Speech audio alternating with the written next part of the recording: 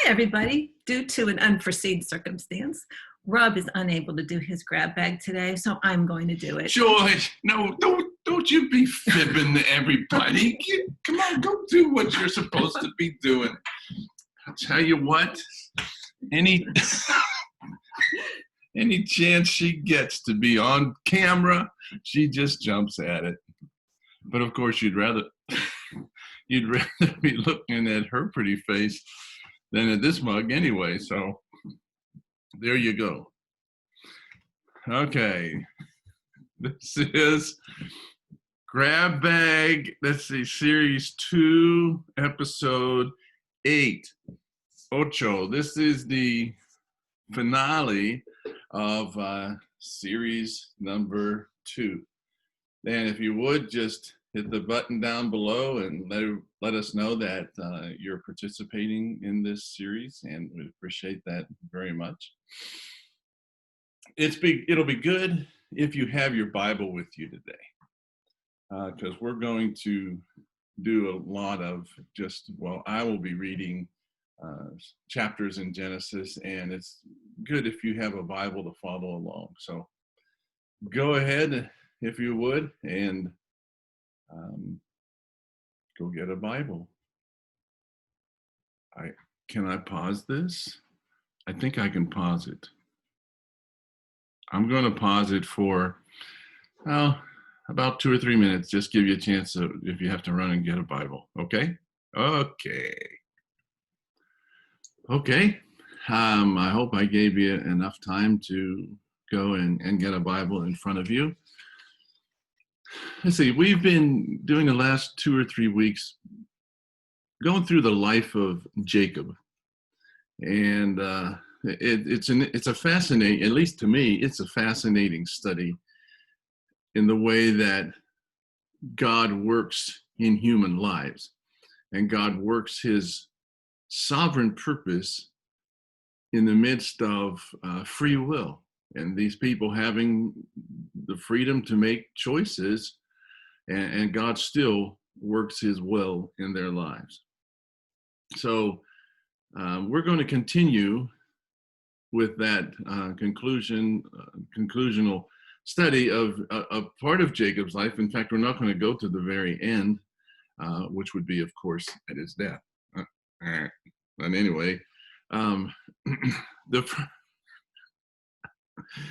you can tell that the Christmas season is here. We've spent after Thanksgiving doing what a lot of people do, and that is decorating.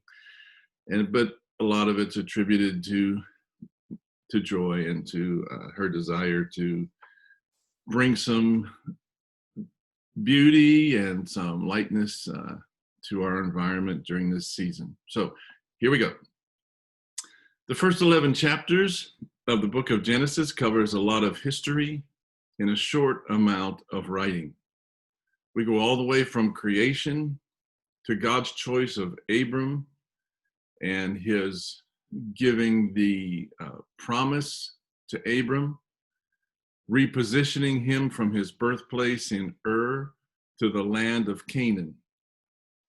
That happens in the first 11 chapters. In chapters 12 to 24, the events are related of Abram, which meant exalted father. Abram was a name that meant exalted father. And God changed his name to Abraham, meaning father of many, when God made his promise that Abraham would become the father of many nations through his offspring. These initial chapters also include the birth of Isaac, the father of Esau and Jacob. In chapter 25, we have the birth of Esau and Jacob's sale of his birthright. Okay, so I kind of ran that together. In chapter 25, we have the birth of Esau and Jacob's sale of his. No, that's not reading right, Rob. That's not reading right. In chapter 25, we have the birth of Esau and Jacob, but also the sale of Esau's birthright to Jacob. Okay, I hope you got that. I'm sorry I messed that up.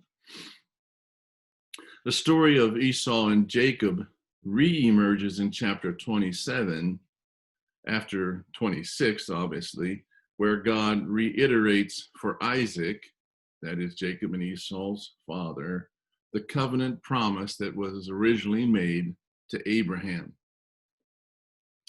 In our previous lesson, we covered Jacob's chicken run from his brother, his dream of the ladder to heaven, and his arrival at his uncle Laban's address in Haran. Jacob's story, mixed with his son Joseph's story, dominates the remainder, the final half of the book of Genesis. Jacob figures throughout the story of Joseph. So Jacob doesn't disappear, but the story of Joseph then begins to take preeminence, or prominence, that'd be a better word, toward the end of the book of Genesis. But Jacob's is still in that story.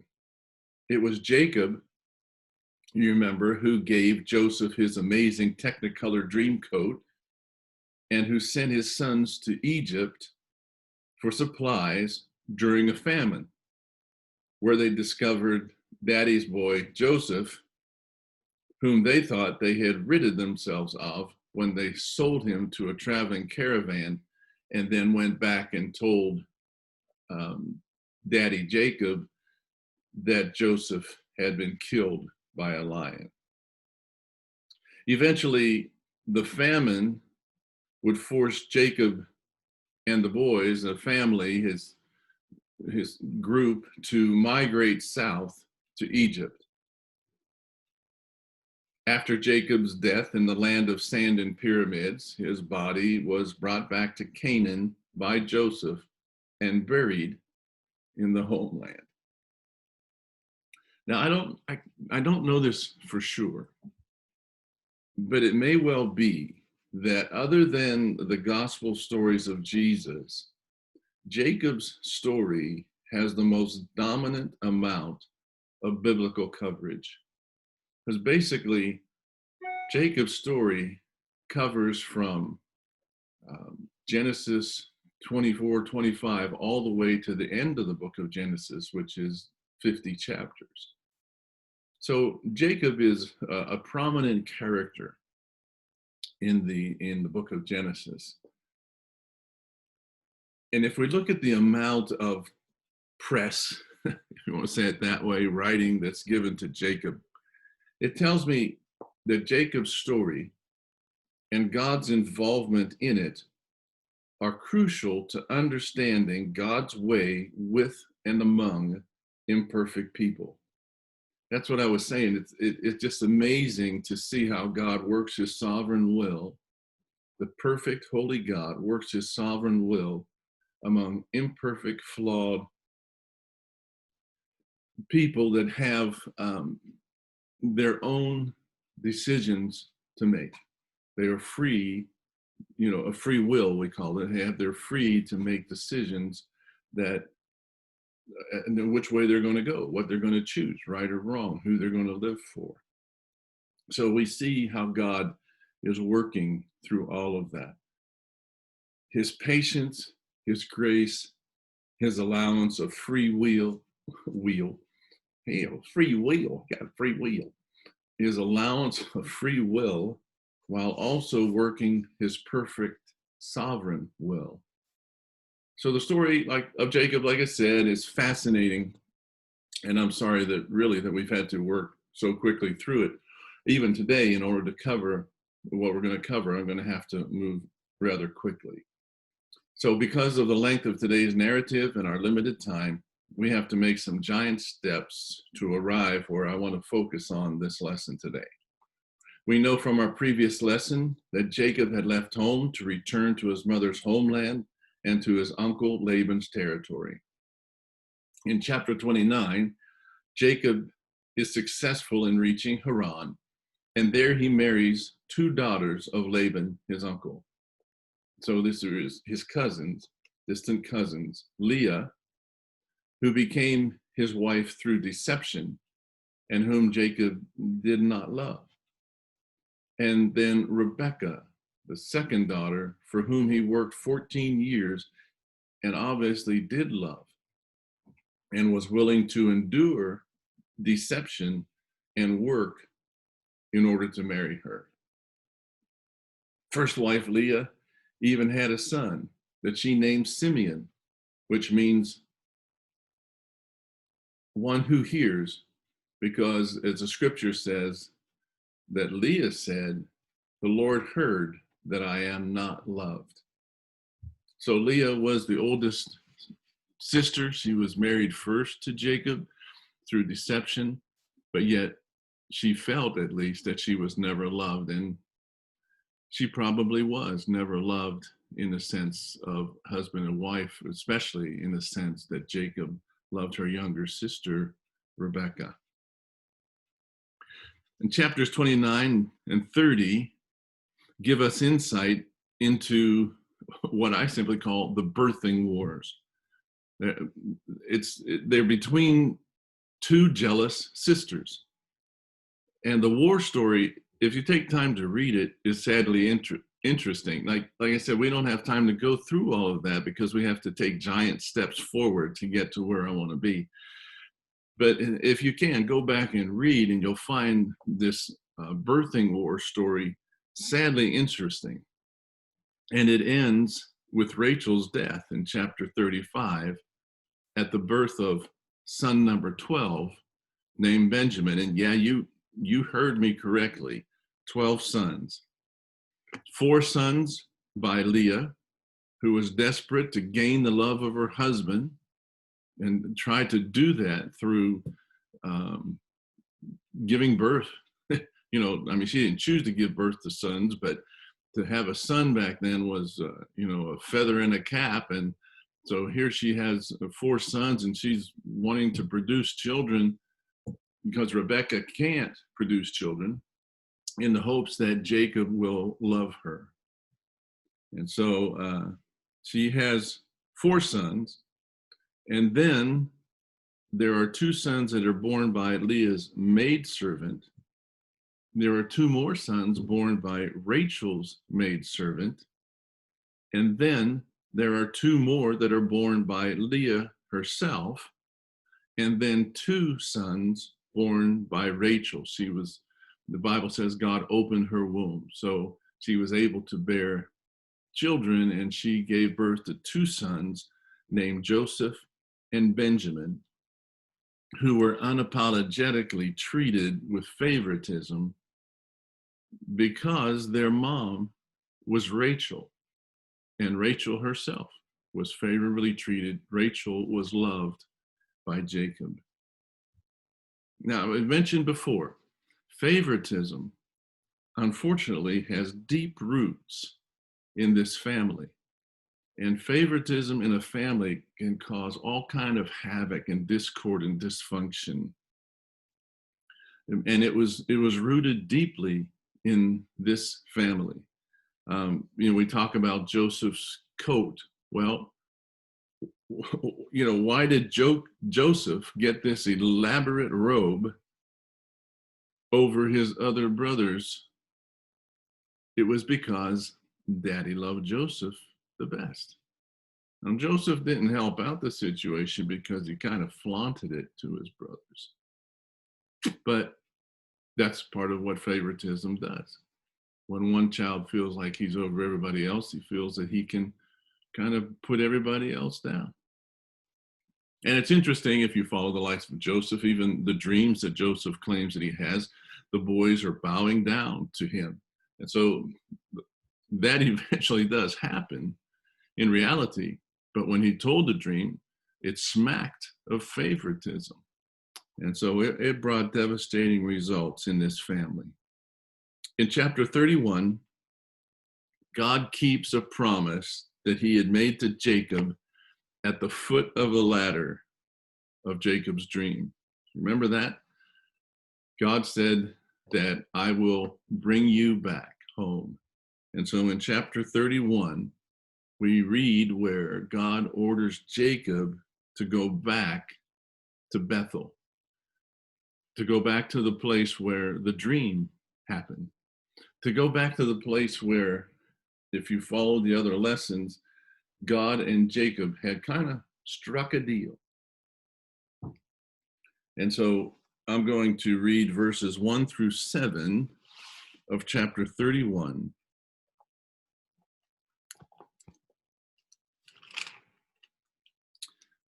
Jacob heard that Laban's sons were saying, Jacob has taken everything our father owned and has gained all this wealth from what belonged to our father. And Jacob noticed that Laban's attitude toward him was not what it had been. But then the Lord said to Jacob, Go back to the land of your fathers and to your relatives, and I will be with you.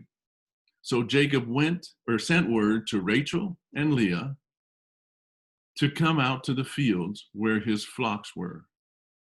He said to them, I see that your father's attitude toward me is not what it was before, but the God of my father has been with me.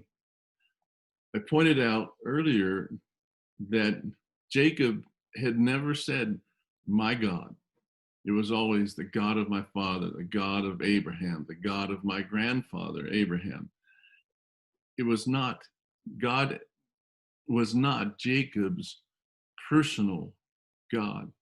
And here again, we see the same thing. He says, the God of my father has been with me. At least he realizes that God is keeping his end of the bargain. If you go back and look, Jacob said, if you will be with me and bring me safely back home. And so God is keeping his part of the bargain, and Jacob realizes that. God has been with me. You know that I've worked for your father with all my strength, and yet your father has cheated me by changing my wages 10 times. However, God has not allowed him to harm me. Again, you go back to the deal that was made at Bethel, and Jacob said, if you will keep me safe. And so Jacob's recognizing God's keeping his end of the bargain. He's been with me, and he's kept me safe. He hasn't allowed them to harm me. And so in verse 13, we read, God speaking, I am the God of Bethel, where you anointed a pillar and where you made a vow to me. Now leave this land at once and go back to your native land. So God hasn't forgotten that Jacob made a vow to him, but he hasn't forgotten that he also is keeping part of a bargain. And he says to Jacob, now it's time for you to go back home. So let's look at chapter 32. Jacob went on his way, and the angels of God met him. And when Jacob saw them, he said, this is the camp of God. So he named that place Mahanaim. Jacob sent messengers ahead of him to his brother Esau in the land of Seir, the country of Edom. He instructed them, this is what you are to say to my master Esau. Your servant Jacob says, I have been staying with Laban and have remained there till now. I have cattle and donkeys, sheep and goats, men servants, maid servants. Now I am sending this message to my Lord that I may find favor in your eyes. Now, it's easy to just read that, but just stop and think about it. Because it's a message of submission. It's a message of apology. It's a message that's born out of fear. You know, when you run into my brother Esau, this is what you're to say. Okay, so he's going to tell him, I'm putting my words in your mouths. I'm not going to be the one to meet him. Because he was, if you remember, when he was saying, I'm going to kill my brother. That Esau was saying that. I'm going to kill my brother. And so it's not Jacob who's putting himself out there. He's sending messengers on ahead. And he says, you tell him this, I've been staying with Laban, which Esau already knew. I've got all these possessions, and I'm a rich man. I'm a man of influence, basically, is kind of what he was saying. And he says, I am sending this message to my Lord, that I may find favor in your eyes. So Jacob is kind of apologizing. He's submitting. It's almost like he's kind of like crawling up to his brother, just to kind of test the waters and see what kind of response and reaction he's going to get from big brother Esau. After 20 years, is he even more so angry, ready to kill me, ready to destroy me? Well, when the messengers returned to Jacob, they said, we went to your brother Esau, and now he is coming to meet you, and 400 men are with him. Whoa. In great fear and distress, Jacob divided the people who were with him into two groups, and the flocks and herds and camels as well. And he thought, this is conniving Jacob.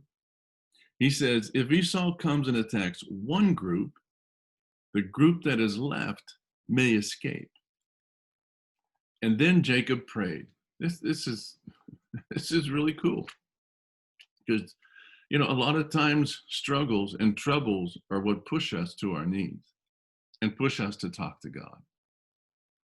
And Jacob knew that God was, even though he didn't have this personal relationship with God, he knew that God was there and that God cared. And so he prayed, O God of my father Abraham, God of my father Isaac, O Lord, who said to me, go back to your country and your relatives, and I will make you prosper.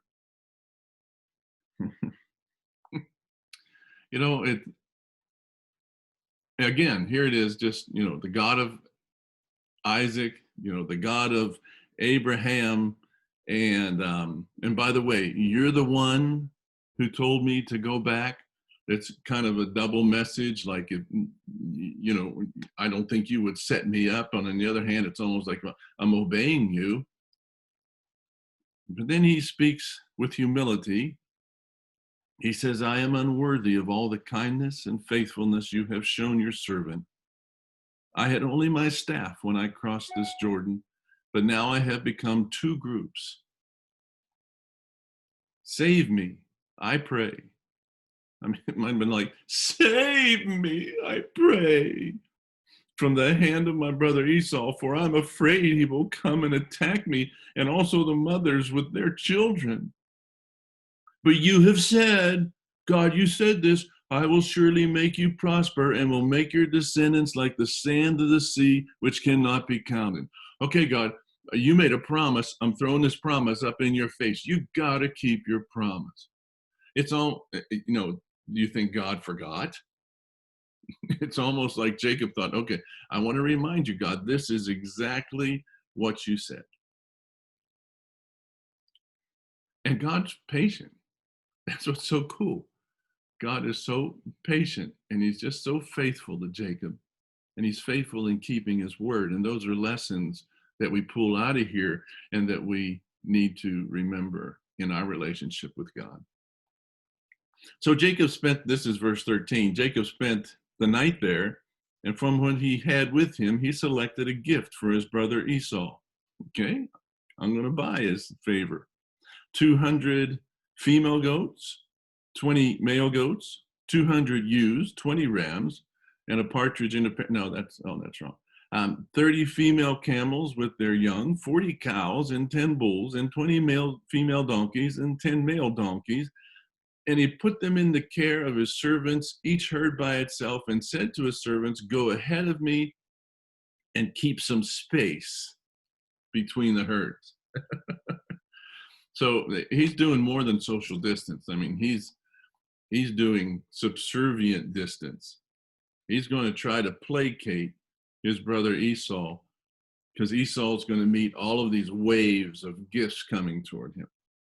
He instructed the one in the lead, when my brother Esau meets you and asks, to whom do you belong and where are you going and who owns all these animals in front of you? Then you're to say, they belong to your servant Jacob.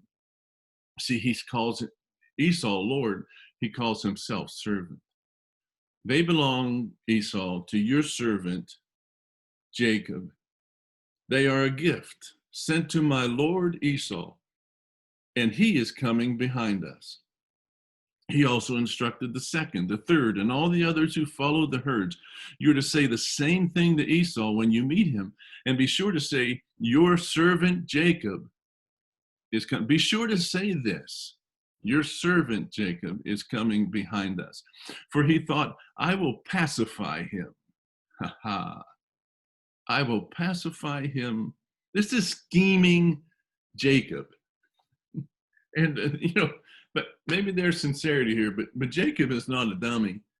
And Jacob is just trying to pacify his brother. He'll pacify him with these gifts that I am sending on ahead. And later, when I see him, perhaps he will receive me. So Jacob's gifts went on ahead of him, but he himself spent the night in the camp. Now you got to understand, we know, if you're familiar with the story of Jacob, we kind of know the end of the story. But Jacob doesn't. He doesn't know what kind of mood his brother is in.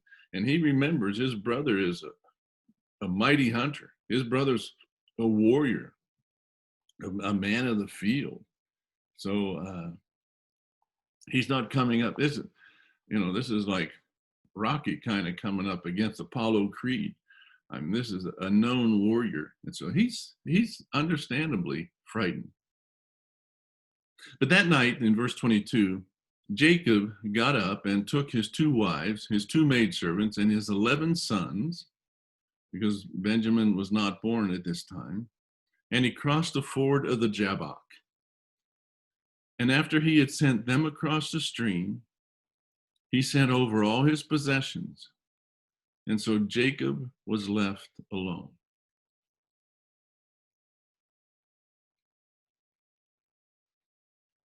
And I purposely stopped there because that is an important sentence. Jacob was left alone. We don't have time to pause here, but I think you understand why that's important. Because oftentimes, people begin to take survey of their lives when things kind of crumble around them and they're left alone. Now, things aren't crumbling around Jacob, but he's afraid. He's always been so occupied with his children, with the jealousy between his wives, and all the land and the possessions and the animals, but now it's just him. And he is ripe for another meeting and a confrontation of sorts with God. The first was when he was on his way out of town and he stopped at a camp. And that's, of course, where the dream happened with the ladder. And there he made his, quote, deal with God. And now things have just kind of come full circle, and he's alone once again. And a man wrestled with him till daybreak. And when the man saw that he could not overpower him, he touched the socket of Jacob's hip so that his hip was wrenched as he wrestled with the man. And then the man said, "Let me go, for it is daybreak." And Jacob replied, "I will not let you go unless you bless me." The blessing always comes from the one who is superior. Jacob recognized that this man, which many consider either an angel or a God sighting early in the Old Testament. Can you imagine Jacob's there by himself and all of a sudden a guy shows up? What did he do? Walk up like, "Hey, want to wrestle?" I don't know how all that happened. But they got in a wrestling match. And the man, the stranger, the angel, the God sighting was obviously the superior one. The scripture says that when the man saw he could not overpower him. Now, a lot of people think, okay, well, he just wasn't very strong. But that's not the intent of the scripture. The scripture means he could not make him stop wrestling. Jacob was so tenacious. Jacob just would not quit. The man touched Jacob's hip and it popped out of socket. He was obviously stronger and more powerful. He could have overpowered him physically. But the whole idea is that, it's getting near daybreak. Let me go. No, I'm not going to let you go until you bless me. Jacob was tenacious. And so, let's see, where are we? Verse 26, the man said, let me go for this daybreak. And Jacob replied, I will not let you go unless you bless me. And the man asked him, what is your name? Seemed like, what a strange question. You're wrestling with me like all night long. And now you ask me, what's my name? Jacob, he answered. And then the man said, your name will no longer be Jacob, but Israel, because you have struggled with God and with men and have overcome. There's the blessing. It involves a name change. Just as it did with grandfather Abram, whose name was changed to Abraham, Jacob's name, which meant supplanter or deceiver, is now the name Israel, meaning the one who struggled with God. And as we follow Jacob's story, we've seen that Jacob has struggled with God. And God has been so patient, God could have overpowered him. God could have stolen his free will and just said, Jacob, you're going to do what I tell you to do. But God was faithful, patient, understanding, working with the personality that God himself had given Jacob. And he says, your name will be Israel, which means struggle with God. And you have struggled with God and with men, and you have overcome. And Jacob said, please tell me your name. But he replied, why do you ask my name? And then he blessed him there. So Jacob called the place Peniel, saying, it is because I saw God face to face, and yet my life was spared. I saw God face to face, and yet my life was spared. Contrast that with, well, let's back on 28. Like I said, when God first encountered Jacob and they were alone, do you remember what Jacob's words were? Jacob said, surely God had been in this place, and I didn't recognize it. God had been in this place, and I didn't even know it. But this time, God is in this place, and Jacob recognizes it. And he calls the place Peniel, because I saw God face to face, and yet my life was spared. So Jacob is waking up. This is comparable to a conversion experience. Jacob is left alone. He's now confronted by God. God blesses him and changes his name, because in the real sense, from here on, Jacob's purpose is going to change. In verse 31, the sun rose above him as he passed Peniel, and he was limping because of his hip. Therefore, to this day, the Israelites do not eat the tendon attached to the side. Okay. Jacob walked very well. When he went across the Jabbok and took his family over there, and the night before, he was walking really well. Sometimes when we're in confronted by God,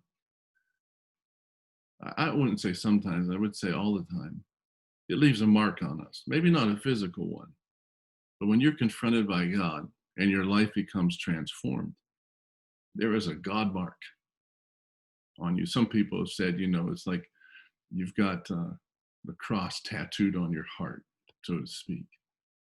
And Jacob, in his confrontation with God, walks away with a very physical reminder that he wrestled with God, that he saw God face to face, and God still spared him. But God had kept his word and brought him safely back home. So let's go to chapter 33. Jacob looked up, and there was Esau coming with his 400 men. So he divided the children among Leah, Rachel, and the two maidservants. He put the maidservants and their children in front. You know, it wasn't like Jacob's name was changed to Israel and he became a God follower, and all of a sudden he was absolutely perfect. Because a lot of times we expect that to happen with people, but there are attitudes and habits that stay with people that as you're transformed over the years, God transforms you from the inside out. Everything on the outside doesn't always change, and that's what we see here. Unfortunately, Jacob decides, okay, here comes Esau, so what I'm going to do is I'm going to put the maidservants and their sons out front. And not only their sons, but their children. And then I'm going to put Leah and her children next. And then I'm going to put Rachel and our son Joseph in the back. So it's just favoritism, blatant favoritism. Jacob himself went on ahead and he bowed down to the ground 7 times as he approached his brother. Do you think he was afraid? But Esau, here's the thing, Esau ran to meet Jacob, and he embraced him, and he threw his arms around his neck, and he kissed him, and they wept. Tears in the sand.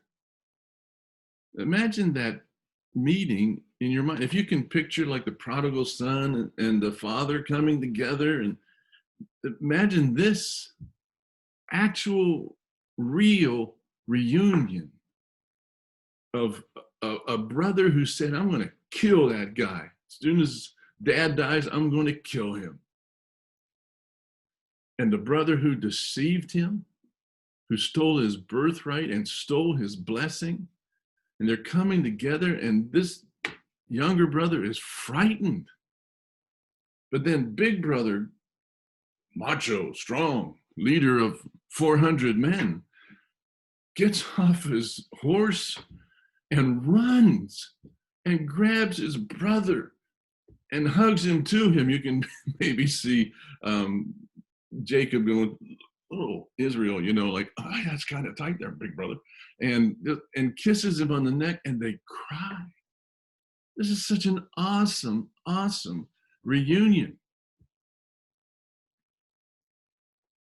In verse 5 of chapter 33, Esau looked up and saw the women and the children.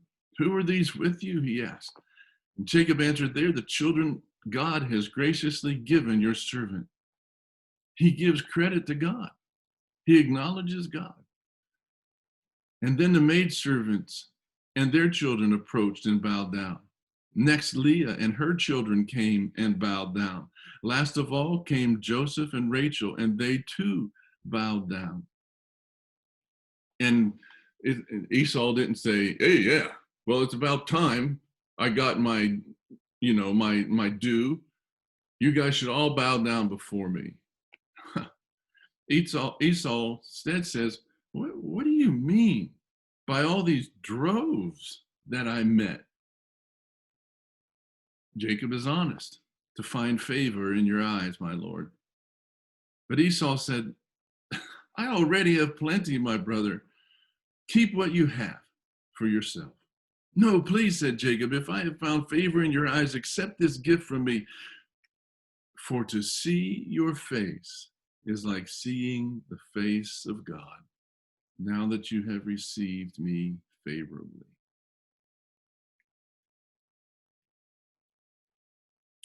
Maybe people see God best in us when we forgive.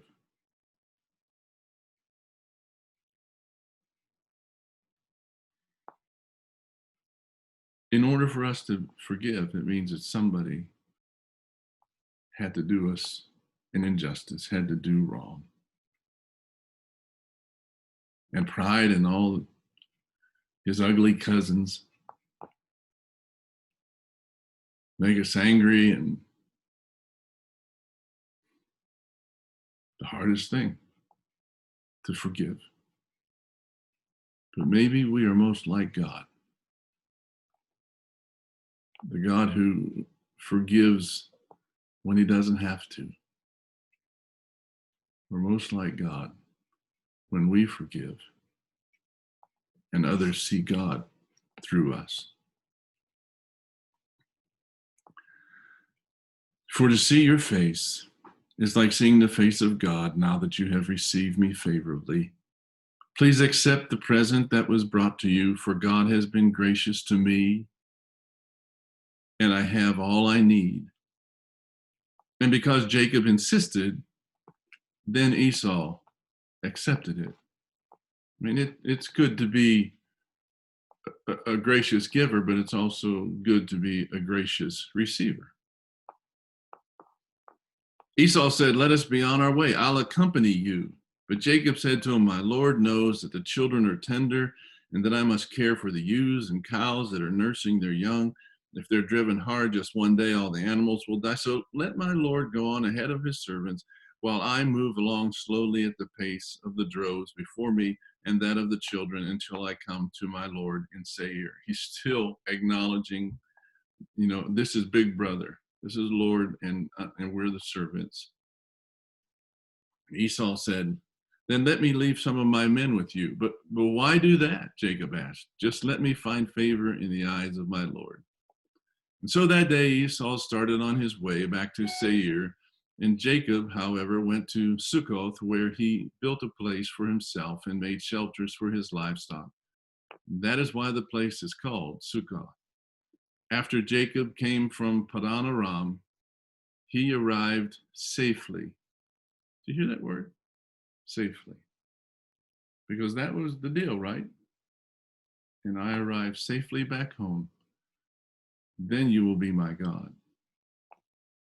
He arrived safely at the city of Shechem in Canaan and camped within sight of the city.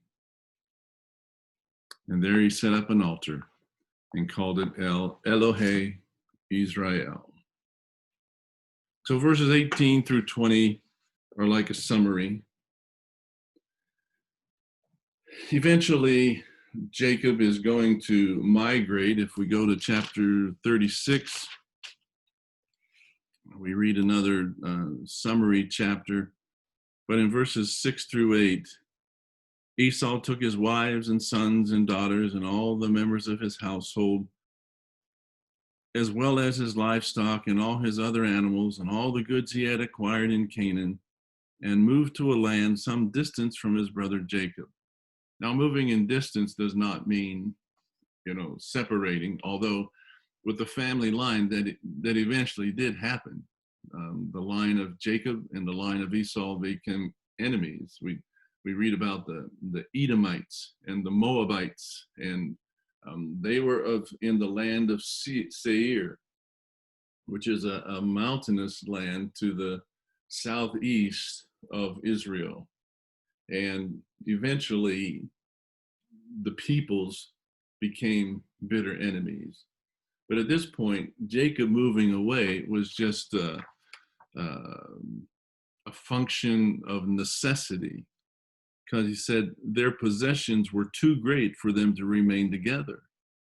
And the land where they were staying could not support them both because of their livestock. In other words, there just wasn't enough grazing land. And so Esau, that is Edom, settled in the hill country of Seir. It's almost like Esau made the decision, okay, we're going to move southeast of here and we'll settle in the hill country. And Jacob, you and your family have here in the land of Canaan, which, again, interestingly enough, not surprising, is that it's the fulfillment of the promise that God made, that you will have this land, and this land will, and you'll have nations, and it's a fulfillment of God's promise that originated with Abram, has come down through Isaac, and now is being fulfilled in Jacob. Let's see. Esau was also known as Seir and Edom.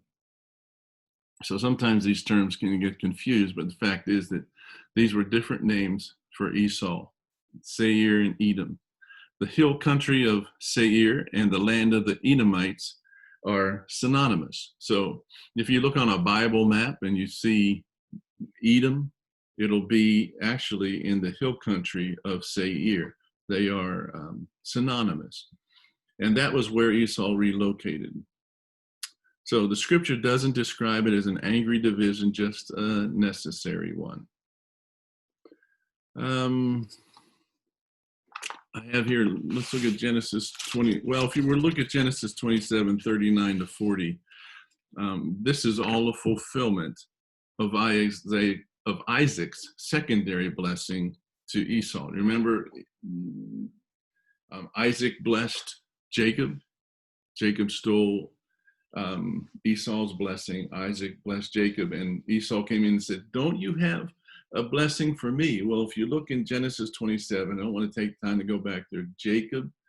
Isaac gives a secondary blessing to his son Esau.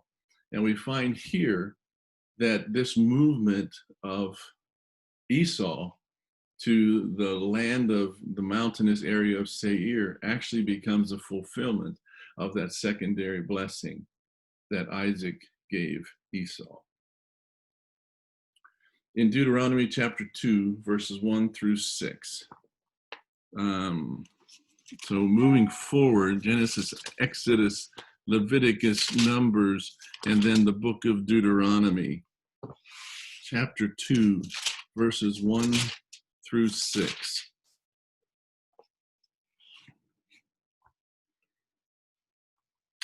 The nation of Israel has come out of Egypt. Remember that story? Moses has led them out of Egypt, and they were heading toward the promised land. But God, because of the nation of Israel's disobedience, made a promise that no one who was alive then would enter into the promised land except Joshua and Caleb. Deuteronomy says, we turned back and set out toward the desert along the route to the Red Sea, as the Lord had directed me. For a long time, we made our way, around the hill country of Seir. Then the Lord said to me, you have made your way around this hill country long enough. Now turn north. In other words, they had gone north to Israel. They turned around as God instructed, and they wandered around in the desert land that was kind of like Arabia, the area that we might have called Arabia, something like that. And so then God says, turn back north. Now it's time, after all this wandering in the wilderness, now it's time to head to the promised land. Give the people these orders. You are about to pass through the territory of your brothers, the descendants of Esau, who live in Seir. They will be afraid of you, but be very careful. Do not provoke them to war, for I will not give you any of their land, not even enough to put your foot on. I have given Esau the hill country of Seir as his own. This is a fulfillment of that secondary blessing. So I've given that to Esau's descendants. That is their land. So when you go back north, Don't try to wage war with them. Don't try to take don't cause any trouble. You are to pay them in silver for the food you eat and the water you drink. So, in like a general statement, let's look at it this way. When we look at the story of Jacob and Esau, a lot of times we look at Jacob's the good guy and Esau's the bad guy. But in one real sense, Jacob was the bad guy in the beginning, living through deception and thievery in the sense of stealing and manipulating a birthright. And Esau was really the good guy. And Esau gets the short end of the stick, but at least he gets an end of the stick. And God still cares about Esau. And this is what's amazing, is that the whole time that God was working with Jacob, when Jacob was in Haran and he was being deceived by his uncle Laban, you can read about that if you want to go back and read about what happened with Jacob when he was living in Haran, the whole mess with Leah and Rachel. God was working with Jacob. And he finally tells Jacob to come back, and he confronts Jacob, and there's a transformation in the life of Jacob. But what we don't see is that God must also have been working in Esau, because we're wise enough to know that when there's a root of bitterness, it can take a hold of you and consume you. And Esau was breathing death threats against his brother when his brother left. But now his brother returns, and what do we see? We saw Esau taking the initiative and running to his brother Jacob and hugging him and giving him a kiss, a brotherly kiss, a welcome, and weeping in front of his 400 men, weeping with his brother and offering forgiveness. Because, as Jacob said, to see your face is like seeing the face of God. Now that you've forgiven me, you've received me. So God didn't abandon Esau. God was still working in the life of Esau and transforming him and changing him. And God honors Esau by giving him a land that is his own and telling Jacob, or the people of Israel, eventually Jacob's lineage, who are moving and migrating now from Egypt back to the promised land, don't you mess with Esau's relatives. I've got a land for you. So you make sure you pay them for what you eat, pay them for what you drink, and then make your way to the promised land. So the throw off your brother's yoke promise, I'm kind of throwing this in there, that it's a promise that you find in Genesis 27:40, when Isaac gives that secondary promise to Esau, and he said, you will throw off your brother's yoke. So that promise is fulfilled when eventually the ancestors of each brother become contentious. Like, they're not going to rule over me anymore. And there became no love lost between Israel, the descendants of Jacob, and the Edomites and the Moabites, the descendants of Esau. Now,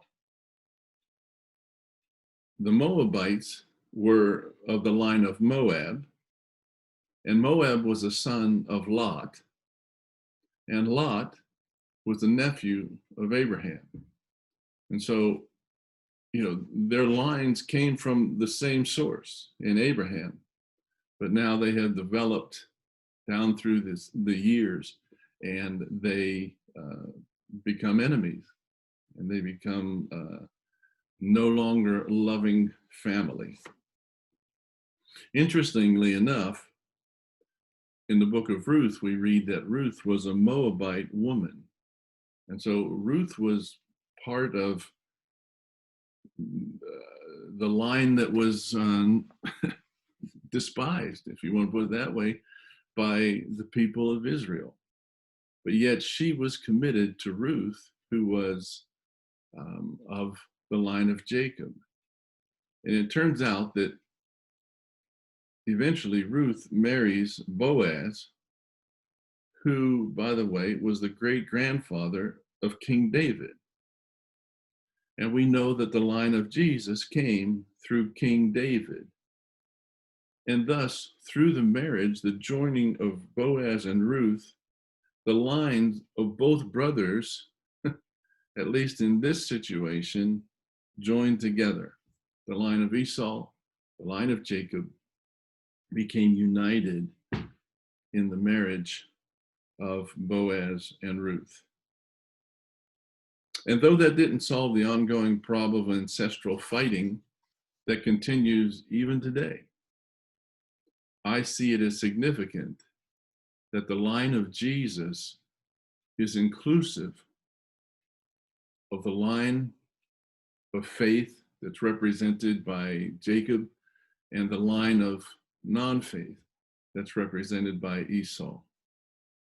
See, we're in the Christmas season, and we're talking about Jesus, God, Emmanuel, God with us. And the purpose of Jesus coming was to reconcile all men to God and to reconcile people to people.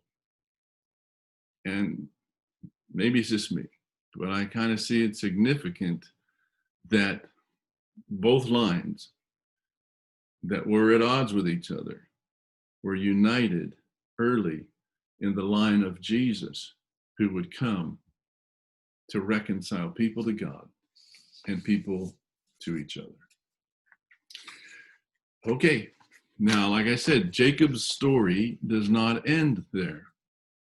Jacob continues on, in course, through the rest of Genesis and the story of Joseph, and eventually Jacob and the rest of the family moved to Egypt because of a famine, and you may know that story, and we don't have time to go through all of that. So Jacob's story doesn't end right there, but that's where we're going to end this episode of Grab Bag. And I hope that all 8 have been encouraging to you. I hope that you have particularly been able to follow the string of the last 3, starting with the birth of Jacob and Esau, all the way through to where we ended today. And I hope that most importantly is that you see God and the way that God works in families, in people's lives, in spite of great character flaws, in spite of poor decisions that are made, deceptions.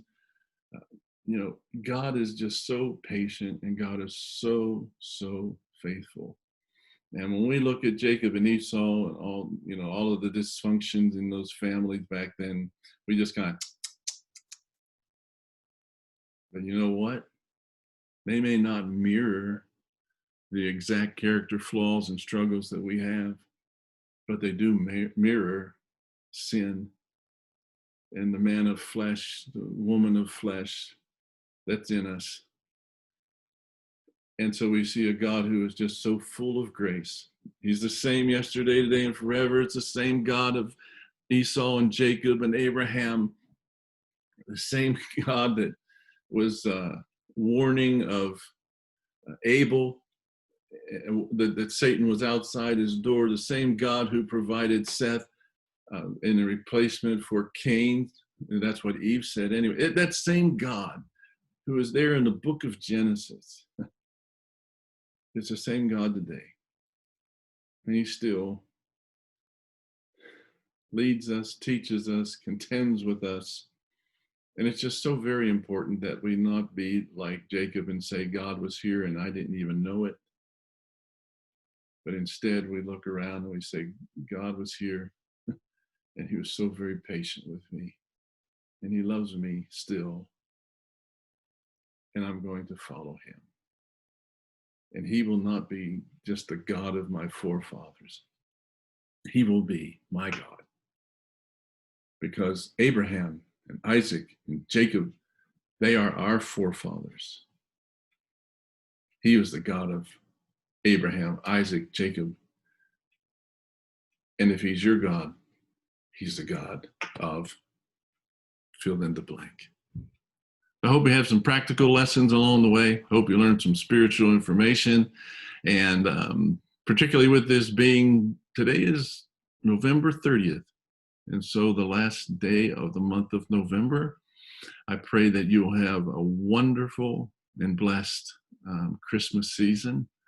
And that most importantly, you will keep Christ at the center of your life and the center of your heart.